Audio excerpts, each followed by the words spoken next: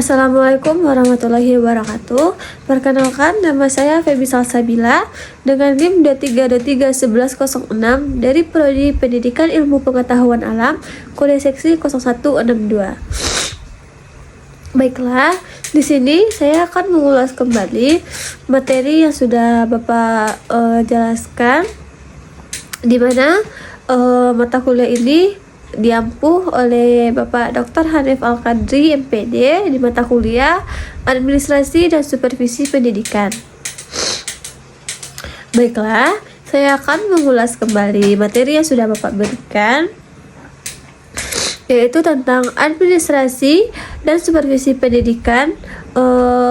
Bicara tentang sesuatu yang kadang-kadang bisa merubah paradigma seseorang, yang bisa merubah orang baik menjadi tidak baik atau sebaliknya. Karena kalau sudah bicara tentang satu hal ini, kadang-kadang sesuatu yang menurut kita tidak mungkin sangat mungkin, dan ini menjadi petaka bermunculannya para koruptor handal di tanah air.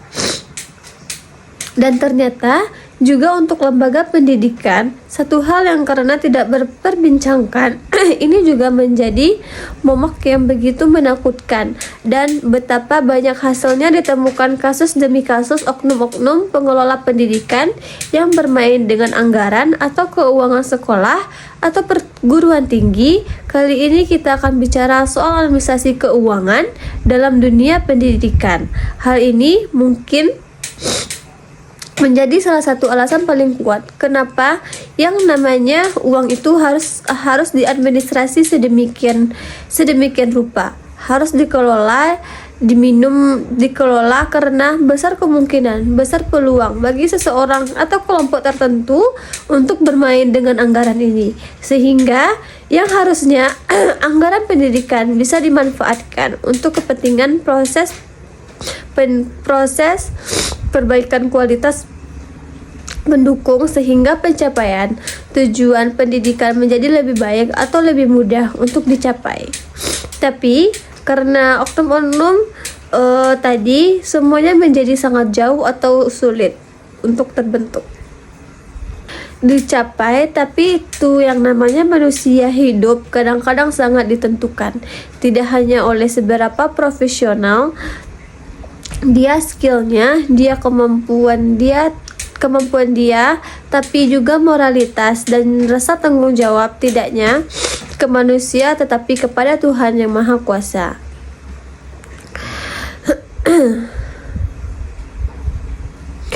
Nurani dan perasaan untuk bertanggung jawab tidak hanya kepada manusia tapi kepada Tuhan.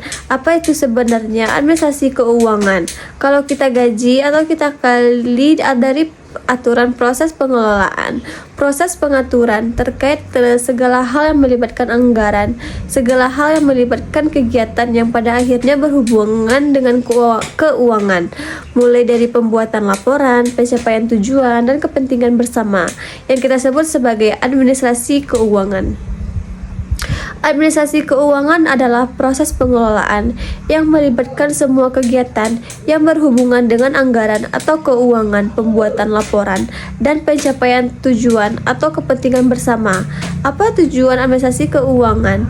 Di antara sekian banyaknya tujuan, banyak nama juga untuk mengelola, mengantisipasi berbagai kemungkinan agar semua proses itu, agar keuangan negara, keuangan pendidikan betul-betul bisa dimanfaatkan untuk kepentingan proses pembelajaran dan pencapaian tujuan pendidikan secara umum. Nah, apa saja bentuk tujuannya? Yang pertama adalah untuk meningkatkan efektivitas dan efisiensi penggunaan keuangan sekolah. Efektivitas berarti kaitannya dengan pencapaian tujuan, efisien berarti kaitannya dengan waktu. Jadi, dengan dikelola sedemikian rupa keuangan tadi, maka diharapkan tujuan pendidikan, tujuan program yang membutuhkan keuangan ini bisa tercapai semua dikelola, didesain sedemikian rupa. dan pencapaian itu dari sisi waktu bisa diperpendek sehingga anggaran yang banyak seharusnya kalau tidak dikelola bisa lebih banyak pengeluarannya. Nah, sekarang kita bisa jaga apa lebih efektif dan efisien dan penggunaannya lebih ekonomis. Tapi kualitas itu tidak menjadi nomor dua. Artinya program terlaksana tapi efektif dan efisien. Dari rancangan tidak bisa diminimalisir sebagai kemungkinan-kemungkinan yang menyebabkan pengeluaran menjadi lebih besar. Yang kedua adalah untuk meningkatkan akuntabilitas dan transparansi keuangan sekolah. Artinya begini, ada kejelasan terkait pertanggungjawaban keuangan. Kalau bicara soal uang negara, uang sekolah adalah uang negara untuk kepentingan banyak orang. Artinya, kalau konteks ini belum bertanggung jawabnya adalah sedekah kecil apapun pengeluaran, itu harus ada bukti-bukti yang jelas. Begitu dikeluarkan, memang diperuntukkan untuk sebuah kegiatan, dan kegiatan ini adalah program-program yang diperuntukkan untuk kepentingan sekolah atau lembaga atau perguruan tinggi, bukan kepentingan 1-2 orang atau tokoh orang. Transparansi untuk mengantisipasi agar tidak terjadi berbagai macam pandangan, kepikiran-pikiran negatif atau buruk dari orang-orang yang ada di lingkungan sekolah atau perguruan tinggi. Memang tidak semua yang transparansi bukan berarti bagus semuanya dibuka sekarang, tetapi sebagian besar untuk hal-hal yang sebenarnya bisa dibaca, bisa didengar, bisa dipahami oleh orang lain yang ada di lingkungan sekolah atau perguruan tinggi. Seharusnya ini transparan. Kepentingan untuk siapa? Tapi untuk hal-hal yang krusial yang hanya semestinya pengambil kebijakan saja yang tahu ya silahkan, bukan berarti segala sesuatu yang terkait dengan uang semuanya disimpan.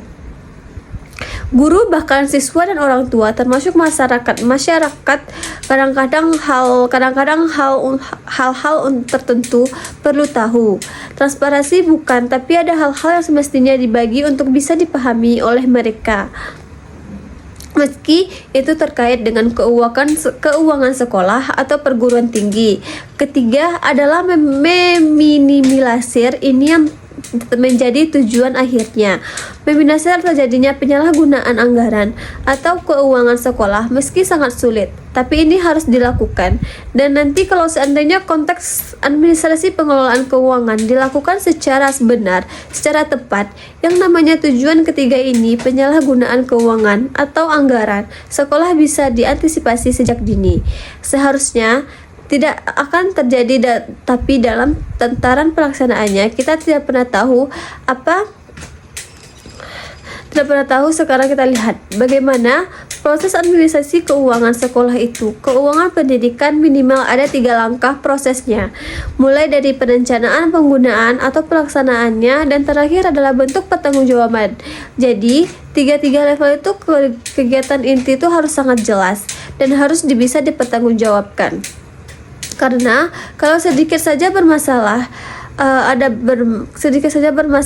maka ini akan menjadi pusat penyelewengan atau penyalahgunaan anggaran. Akan terjadi. Ingat, 3 kegiatan utama dari proses administrasi keuangan untuk sekolah, kapan, di mana, dan apa bentuknya untuk sumber daya manusia dan material, dan berimplementasi pada program-program pendidikan yang ditetapkan. Perlu ada penentuan yang jelas. Pada tahap ini mestinya ada gambaran yang juga akurat mengenai mulai dari jumlah pegawai atau jumlah staf dan kemampuan mereka. Harus ada kejelasan tentang gedung dan fasilitas fisik yang dimiliki. Harus ada perlengkapan dan pembekalan dan pelayanan bantuan operasi dan pemeliharaan, termasuk pelayanan administratif, dan terakhir pembuatan perkiraan anggaran dengan jeli dan teliti. Nah, harus aspiratif, artinya memperhatikan masukan-masukan dari berbagai pihak dan kepentingan, tidak hanya akumulasi mentang-mentang kita pengambil kebijakan di sekolah atau sekolah itu maunya. Maka salah satu prinsip adalah aspiratif, memperhatikan setiap masukan dari setiap pihak yang berkepentingan, bersifat Partisipatif bersifat partisipatif artinya melibatkan semua yang dalam proses pengambilan kebijakan, dalam proses pembuatan dan penyusunan anggaran sekolah, dan bersifat akuntabel artinya bisa dipertanggungjawabkan, bersifat terbuka sehingga adanya saling kepercayaan muncul dari semua pihak-pihak yang terlibat. Sekarang kita ulas kembali langkah-langkah pertama tadi adalah perencanaan. Itu biasanya dilakukan di awal tahun ajaran.